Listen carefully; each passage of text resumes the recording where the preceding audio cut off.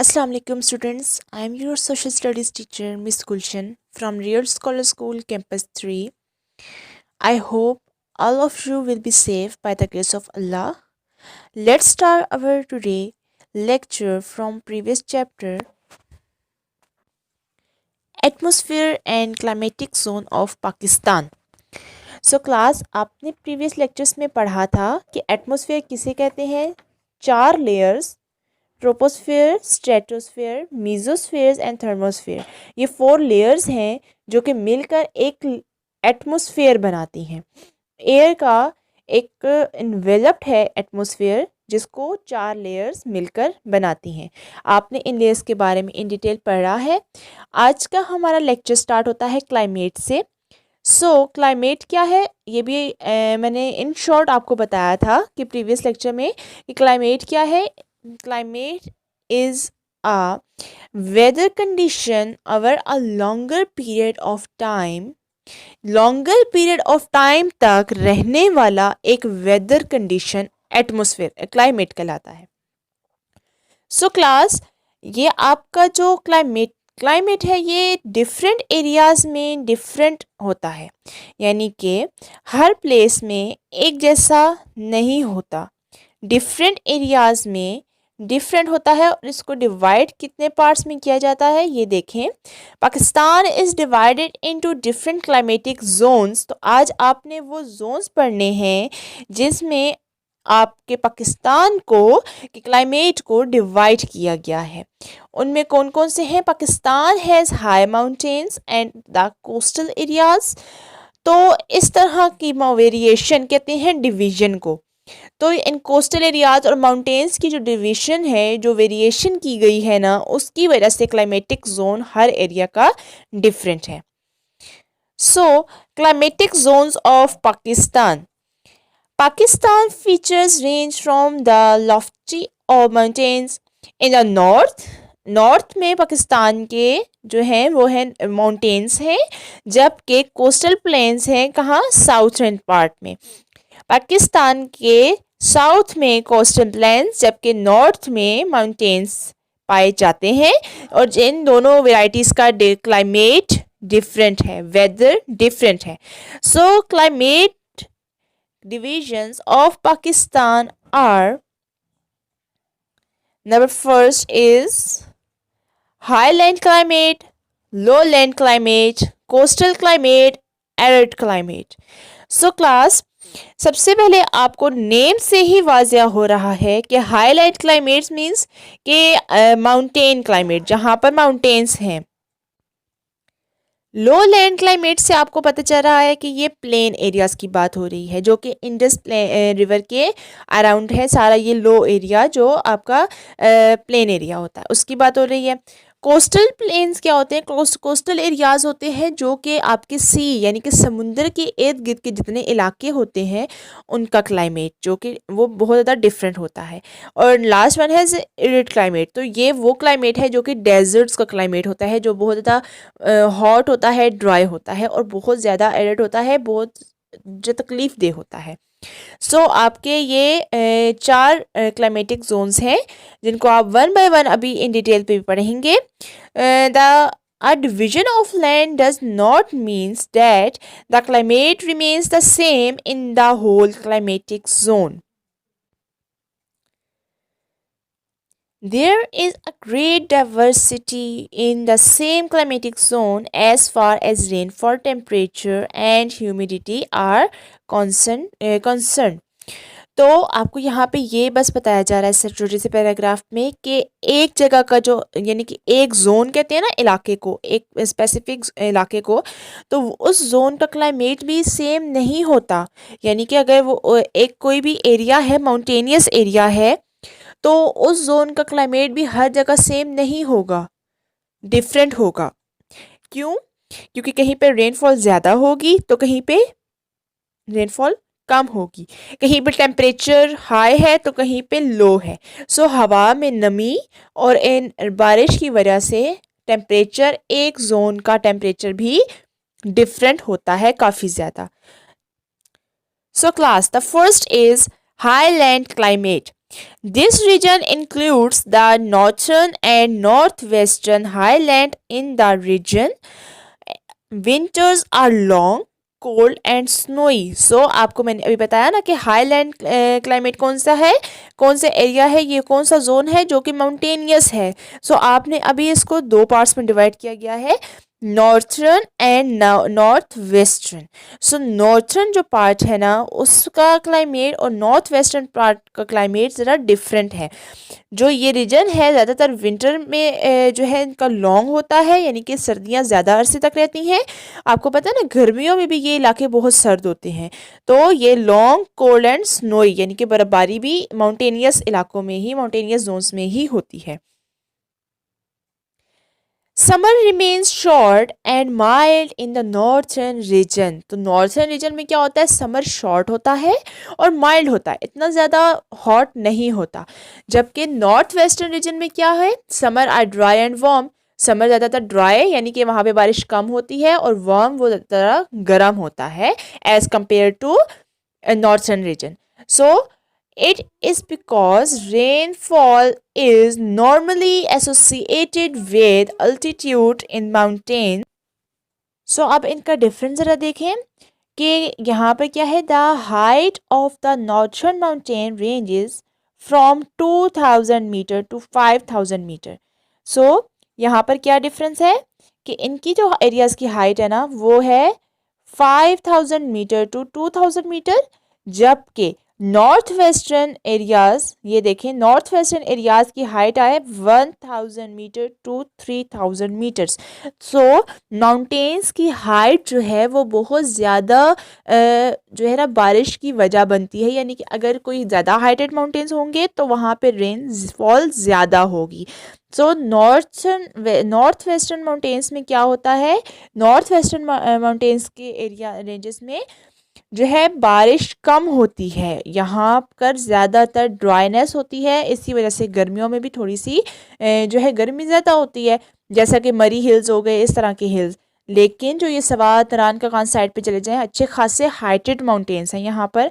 So that's why यहाँ के जो विंटर है वो बहुत ज़्यादा रहता है, और समर भी शॉर्ट होता है लेकिन वो भी माइल्ड होता है, इतना हॉट नहीं होता. नेक्स्ट है आपका लो लैंड क्लाइमेट.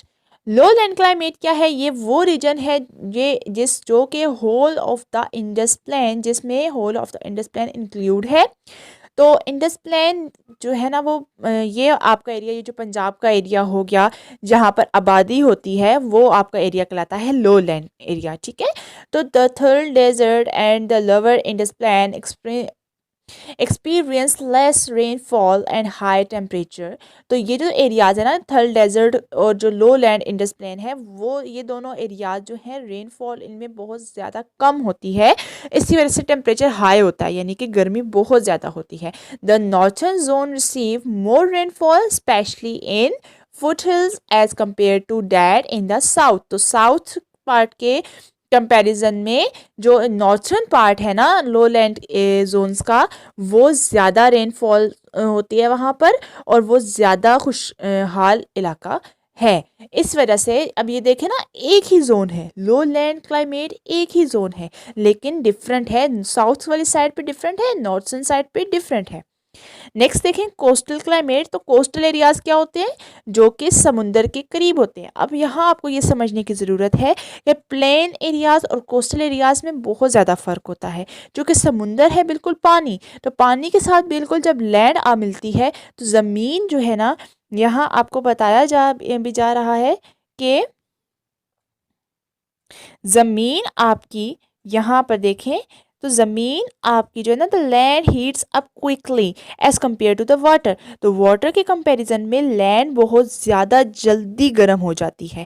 ऐसा ही जब सूरज की शुआएं ज़मीन पे पड़ती हैं वो बहुत ज़्यादा जल्दी गर्म होता है, जबकि पानी इतनी जल्दी गर्म नहीं होता. Whereas the water cools down slowly. और वाटर्स जो है ना ज़्यादा कूल्स डाउन यानी कि वो ठंडा भी बहुत ही आहिस्ता आहिस्ता होता है. सो डेट्स वाई आपका जो कोस्टल एरियाज़ का क्लाइमेट होता है ये बहुत ज़्यादा डिफरेंट होता है। और यहाँ पर ज़्यादातर बारिशों का इंहिसार मूनसून पर होता है, यानी कि यहाँ की बारिशें जो रेनफॉल है वो ज़्यादातर मूनसून में जो है ना बारिशें होती हैं। यहाँ पर एज सच इतनी ज़्यादा रेनफॉल भी नहीं होती, यानी कि जो कराची के एरियाज़ हैं इन सब एरियाज़ वाली साइड पे इतनी ज़्यादा बारिश नहीं होती। Last zone is arid climate. अब एरिड क्लाइमेट कैसा होता है, चुभने वाला, बहुत सख्त। तो उसमें क्या है, south western Balochistan and the south eastern deserts are in the arid climatic zone. तो ये क्लाइमेटिक जोन में, इस क्लाइमेटिक जोन में दो पार्ट आते हैं, साउथ वेस्टर्न बलूचिस्तान और साउथ ईस्टर्न डेजर्ट। तो बलूचिस्तान में दो तरह के जो है ना लैंड है, एक माउंटेनियस है बहुत ज़्यादा और दूसरी तरफ डेजर्ट है बहुत ज़्यादा। तो डेजर्ट में आपको पता है it is extremely hot and dry. तो ये देखें ना एरिड, अब नाम से भी इसके पता चल रहा है कि बहुत ज़्यादा चुभने वाला क्लाइमेट होगा, तो मतलब बहुत ज़्यादा हॉट है, बहुत ज़्यादा ड्राई है। तो यहाँ पे डेजर्ट्स की बात की जा रही है और यहाँ पर रेनफॉल भी बहुत ज़्यादा कम होती है डेजर्ट्स में। अब ये यहाँ पर आपको जो बताया जा रहा है ना कि south eastern region the rainfall is very little and only happens in the monsoon season. तो जो मानसून का सीज़न होता है उसमें ज़्यादातर यहाँ पे बारिशें होती हैं, अदरवाइज एज सच रेगुलरली या बाकी जो प्लेन्स एरियाज से इस तरह के एरियाज़ के हिसाब से यहाँ बारिशें बहुत ज़्यादा कम होती हैं। ओके क्लास, तो आपका ये चैप्टर कंप्लीट हो चुका है। अब आप आए अपनी एक्सरसाइज पर। आपने 5 क्वेश्चन इस चैप्टर के कर लिए हैं। क्वेश्चन नंबर 6 देखें, right the names of the climatic zones of Pakistan, right the salient features of each. आपने तमाम के तमाम क्लाइमेटिक जोन्स भी बताने हैं और उनके फीचर्स भी बताने हैं। इनका आंसर आप अपने नोट्स में ज़रा चेक करें। तो आपको सबसे पहले high land climate, low land climate, coastal climate and last one is arid climate. आपने इन चारों क्लाइमेट्स को थोड़ा थोड़ा करके इनकी समरी इनको ब्रीफ करना है। जैसे यहाँ पर बताया गया है, the region includes the northern and north western highlands. आपका जो दो तरह के हाईलैंड्स थे ना, जिसमें नॉर्थर्न जो था वो ज़्यादा, उसमें विंटर लॉन्ग टाइम पीरियड के लिए था, समर वहाँ पे शॉर्ट था और माइल्ड था। जबकि नॉर्थ वेस्टर्न एरिया में क्या था, वहाँ पे बारिश कम होती थी और वो ड्राई एरिया था और ज़्यादा वो गर्मियों में भी वो ज़्यादातर हॉट रहता, यानी कि वार्म एरिया था। लो लैंड क्लाइमेट। अब लो लैंड क्लाइमेट क्या है, ये वो सारा एरिया है, वो प्लेन एरिया जो कि इंडस प्लेन के अराउंडिंग्स में पाया जाता है। यहाँ पर जो है हर तरह का मौसम है, यानी कि यहाँ पे गर्मियाँ भी बहुत शिद्दत से पड़ती हैं और सर्दी भी बहुत ज़्यादा शिद्दत से पड़ती है। जिस एरिया में हम अभी खुद भी रह रहे हैं ये है लो लैंड एरिया। नेक्स्ट है जी कोस्टल क्लाइमेट। तो कोस्टल क्लाइमेट आपका क्या है, जो कि समुंदर के, अरेबियन सी के अराउंडिंग्स में पाया जाता है, वो लैंड कोस्टल लैंड कहलाती है। और इसके जो वेदर का निसार है ना वो भी डिफरेंट होता है, यानी कि वो वाटर पर या लैंड पर होता है, क्योंकि लैंड ज़्यादा जल्दी गर्म होती है जबकि पानी इतनी जल्दी गर्म नहीं होता और पानी इतनी जल्दी ठंडा भी नहीं होता। इसलिए यहाँ का वेदर हमेशा डिफरेंट ही रहता है, ना बहुत ज़्यादा गर्म और ना ही बहुत ज़्यादा सर्द हो जाता है। नेक्स्ट आपका last one is arid climate. So आपने ये इसमें बताना है जी, north western Balochistan and south eastern deserts are in the arid climatic zone. तो ये आपके दो एरियाज़ हैं जो कि एरिड क्लाइमेटिक जोन में आते हैं। Most of the rainfall in south western Balochistan take place in winter. ज़्यादातर बारिश जो बलूचिस्तान में होती है कब होती है, सर्दियों में। जबकि जो दूसरा एरिया है इसके जो अकॉर्डिंग दूसरा एरिया है साउथ वेस्टर्न रीजन है, वहाँ पे रेनफॉल बहुत तक कम होती है, वहाँ ज़्यादातर ड्राइनेस है, जो डेजर्ट्स हैं और वहाँ स्टॉर्म्स बहुत ज़्यादा आते हैं। आपको पता है ना डेजर्ट्स में बहुत ज़्यादा स्टॉर्म्स आते हैं। नेक्स्ट क्वेश्चन है आपका question number 7, right a note on the coastal climate of Pakistan. अब आपने कोस्टल क्लाइमेट ऑफ पाकिस्तान को ब्रीफली डिफाइन करना है। The region consists of land along the Arabian Sea from the Indus Delta and whole of the Makran coast. तो Makran coast और ये Indus delta ये तमाम के तमाम हैं जो समुंदर के करीब करीब पाए जाने वाले इलाके। तो यहाँ के तमाम रीजन के बारे में आपने बताना है। This region receives wind from the sea all the year long.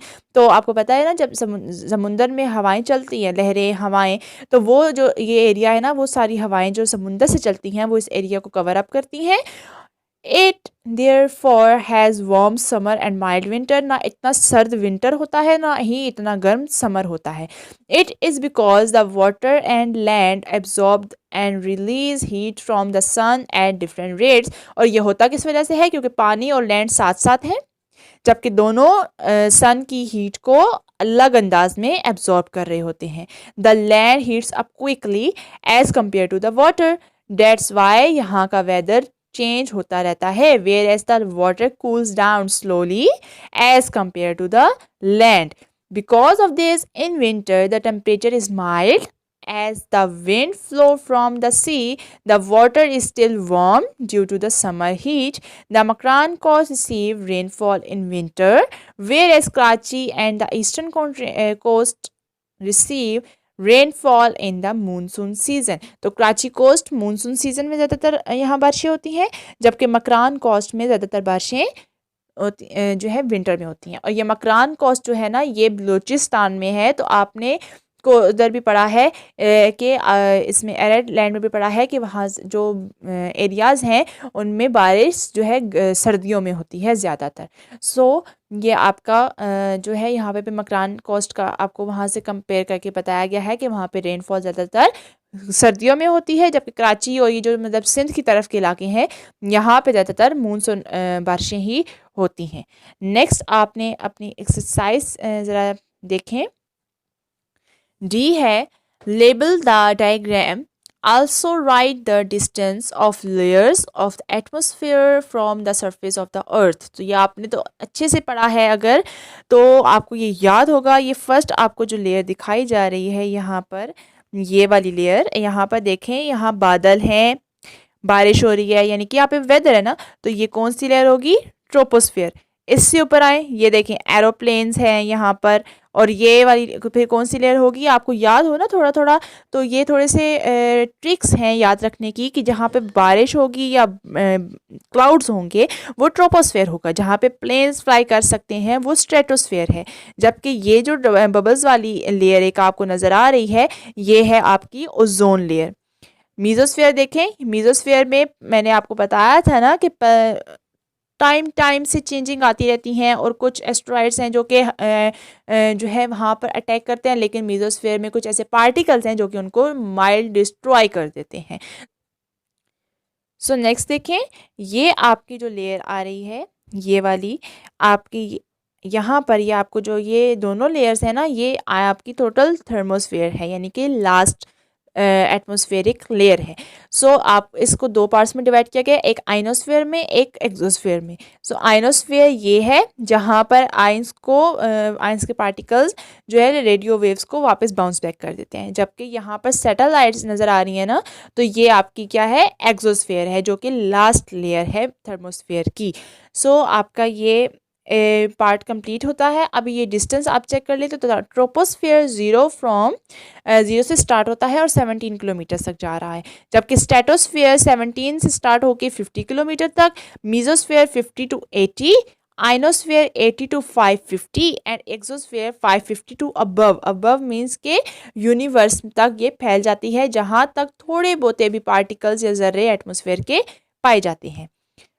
So next question is show the climatic zones of Pakistan on the map. यहाँ आपको कुछ एरियाज बताए गए हैं, यहाँ आपने क्लाइमेटिक जोन बताना है, यानी कि we use blue colour for highland, यानी हाईलैंड मीन्स जहाँ पे पहाड़ हों उसको आपने ब्लू कलर करना है, इस मैप को आपने कलर्ड करना है। Green for low land climate, अब ग्रीन कलर आपने वहाँ करना है जो कि लो लैंड है, यानी कि प्लेन एरियाज़ हैं इंडस रिवर्स के सराउंडिंग्स में।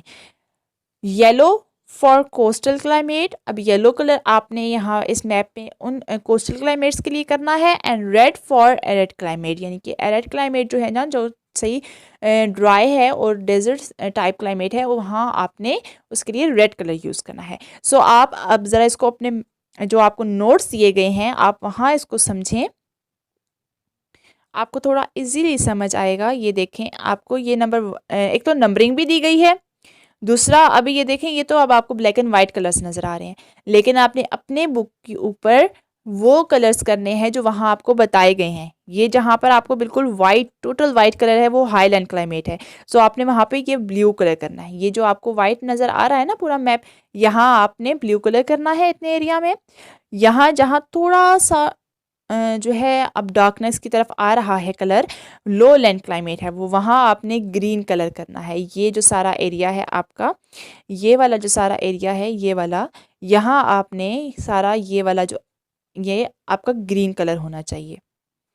नेक्स्ट है आपका कोस्टल क्लाइमेट। सो ये आपका कोस्टल क्लाइमेट है, ये ग्वादर, हैदराबाद, कराची। कोस्टल क्लाइमेट क्या होता है? समुंदर ना, तो यहाँ आपका साउथ है। इफ़ यू रिमेंबर, आपको मैंने डायरेक्शंस अच्छे से समझाई थी, तो यहाँ आपका साउथ है और साउथ में ही आपका सारा कोस्टल पार्ट है। सो आपने यहाँ पर येलो कलर करना है, और ये जो नंबर 4 है ना, आपको ये थोड़ा सा जो पार्ट नज़र आ रहा है, इसको आपने सारा रेड करना है। ये है आपका रेड क्लाइमेट। सो क्लास, ये मैप आपका लाजमी बुक्स पर फिल होना चाहिए। ये आपकी एक एक्टिविटी है और आपको ये अच्छे से याद भी होना चाहिए। इसके अलावा ये सारा बुक वर्क आपने अपनी बुक्स के ऊपर ही रख करना है, कॉपीज पर मत कीजिएगा। जबकि ये क्वेश्चन नंबर 6 एंड 7 ये आपने अपनी कॉपीज पर करना है। Okay class, still if you have any query then आप मुझसे पूछ सकते हैं कमेंट सेक्शन में भी, और अगर आपको इस चैप्टर में से कुछ समझ नहीं आया वो भी आप पूछ सकते हैं। और आपने ये अच्छे से अब याद भी करके आना है और अपना काम कंप्लीट करके आना है। ओके क्लास, अल्लाह हाफिज़।